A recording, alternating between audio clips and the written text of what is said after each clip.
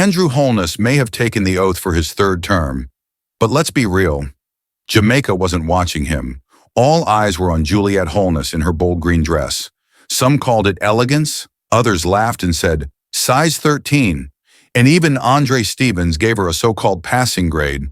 But here's the real question. Can a passing grade in fashion hide a failing grade in leadership?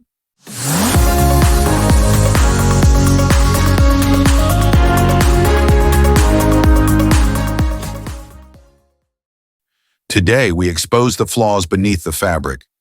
At the swearing-in ceremony, all eyes were on the Prime Minister.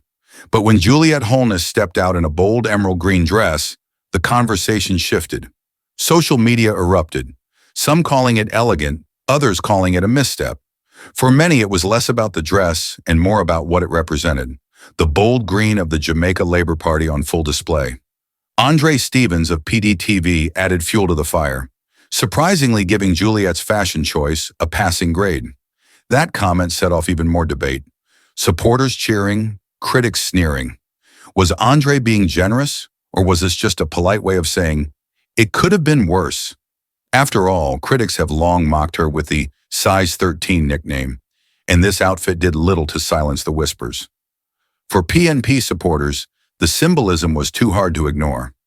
Yes, the dress was bold, but just like her husband's government, it seemed more about appearance than substance. A passing grade in fashion, but what about a failing grade in leadership? On a day meant to showcase power and dignity, it's the flaws, not the fabric, that Jamaicans will remember. So yes, Juliet Holness may have walked away with a passing grade from Andre Stevens, but the bigger question remains. Will some Jamaicans continue giving corruption a passing grade, or will the people finally demand more than appearances?